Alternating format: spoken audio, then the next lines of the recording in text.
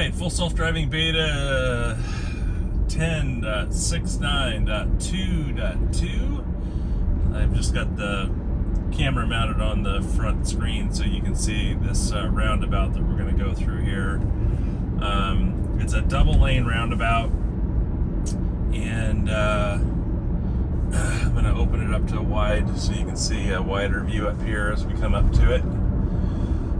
It's been really good at picking the lanes. Hey, another Tesla in front of us up here. Really good at selecting the lanes. It hasn't missed yet. We'll see how it does. It's coming up, doing well. Got the right lane. Should stop for this car. Nah, I'm not going to take that one. Didn't feel like it was going to stop there. So I'm going to give it a go here now. Yeah, that didn't, I mean, it felt like that was way too close to that car. So it should have seen that car and stopped, but it didn't even think about it. So I had to stop it on that one. A little jerky coming through here. And there you go. There's the roundabout. Hopefully next time we'll do a little better. I'll do another video here coming back the other way so you can see that one. Full self beta 10.69.2.2, and we are going to navigate home from Home Depot, and you can watch that all happen here. So we are going to go through a roundabout, and I recorded that on the way here. I'm going to manually drive out of the parking lot since beta is not official in parking lots yet. You may hear some things moving around the back because I was just at Home Depot. We'll do our thing here. And go ahead and engage it here.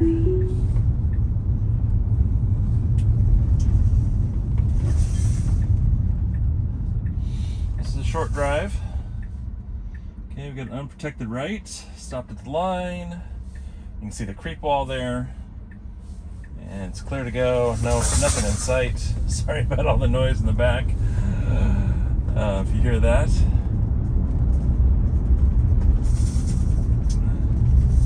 I bought some metal fencing at Home Depot. Just some, my son's dog is staying at our house, and there's a little spot where he likes to get underneath the bushes and get himself wrapped up. So we're going to put some metal fencing underneath it there just to stick in the ground a little bit so that he doesn't get himself wrapped up and I have to get up at 4 in the morning to go unwrap him when he's whining outside because he's all tied up. So this should be a pretty quiet drive this morning, but you'll be able to see the route. It's straight from here, not much to see, but I'll let it record it. We've got stop up here, and then we're going to go up the hill. We're going to have to make our way into the left-hand lane because the right-hand lane ends. That car's really close to me there. Touch the center line.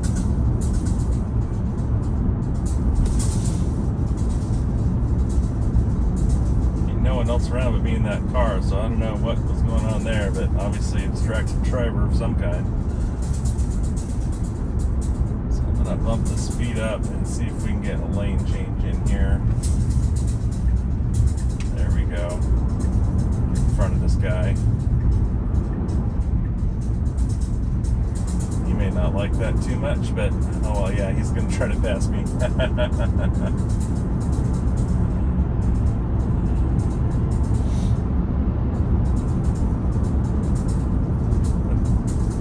He's got Oregon plates, and that lane that he's in ends, so we'll see what he does up here when we get to this light up here, whether he comes over into my lane or not.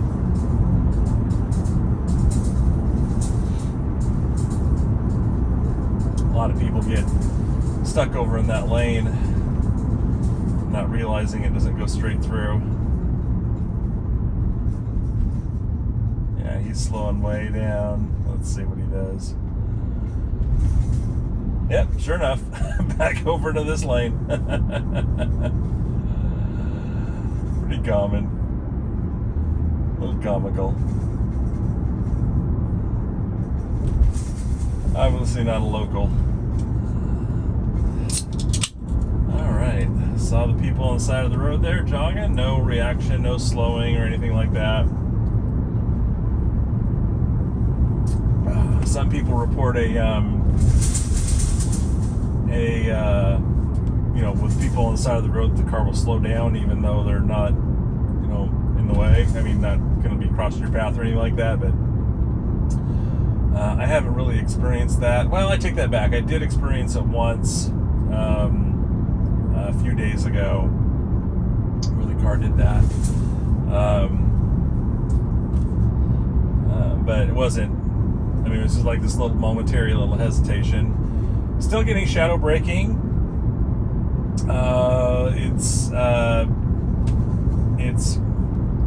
It's typically at the end of the day when there are actually shadows. Occasionally not, but I see it most frequently when there are long shadows across the road. You're going through corners and stuff like that, and it's like not quite sure what that is, and then sometimes it's just totally random. I had it on the way here, on the way to Home Depot. I had it in full self-driving, and going up and around a corner. There's a corner, but it was going up and around a corner in a shadow. But there's not like this where it's all sun and shadow. It was solid shadow, and it's just a nice, easy 35-mile-an-hour road corner. It normally slows down through that corner just a couple miles an hour. Excuse me. But for whatever reason, it just went, alerted and everything like that, and there was like nothing there. So I don't know what it thought it saw, but there was no object, nothing moving, nothing. It was we were all by ourselves, no cars behind us or coming the other way. It just went off. So shadow braking is still a real thing, and it's totally out of the blue for why it does it, but it is what it is. Hopefully they'll get that fixed. So like I said, this is a pretty simple drive. Sorry to bore you with simple driving. See, it's slowing down in this corner. It's way down. Dropped 5 miles an hour. I gave it some gas right there. Because I've got a guy that Subaru is behind me still, so I shouldn't have broken that much. I'm gonna let off the I'm on the accelerator. See, one of the things it does is if I'm pressing the accelerator and like we have the max set to 40, and you saw it was about 39 there, the car will not try to accelerate while you're pressing the accelerator, which is really odd. It should, in my opinion, continue to accelerate up to the speed, even if I'm pressing the accelerator. But if I'm pressing the accelerator and if I'm not up to speed yet, and I let off the accelerator, it will drop speed, and then the car will take over and go up to speed. So the car should just go up to speed. Okay, so here's that roundabout. It should go to the right-hand side. There's no cars coming from our left, so this should be pretty easy. It finds the lane, it's got the lane, should push through this, no problem. Coming up to the yield, little hesitation. Okay, that was beautiful, nice and smooth. Obviously, wrong lane here. See, it went to the center. So that was total mistake by the car. Picked the wrong lane, picked the left-hand turn lane instead of the road. So put it back in. I have to check my tire pressure. Got a bike in front of me. Car picked it up really, really well and did really well with that situation. So I got a little low tire pressure signal there. My back left has been showing low. I may have a slow leak. I'll have to check it out. So here's another thing. We're 39 right now. It's going to hit this 25 right here. Okay, now watch how long it takes. Just drop to 29. See, we're 37, 36. 35. It's taken way too long for this car to slow down. It should already be down to 29 by now. So if I'm not in full self-driving and I'm just regular, if I'm in full control and I let off the accelerator and regenerative braking kicks in, let's see how the car handles these here. Gonna see the curb. Yep, sees the curb. Sees these bikes. Go ahead. It's being hesitant, so I'm gonna give it a little gas here. Little accelerator, sorry. Didn't handle that really well, and now it had a weird situation there with curbs in the center and that, but it found its path, but it really slowed down.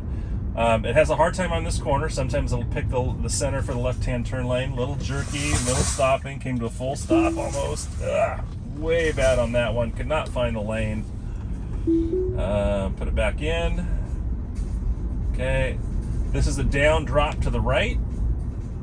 The car typically has a challenge on this one. It comes through this too hot. Little too hot, broke there, found the line, didn't cross the line this time. Many times it does cross the line.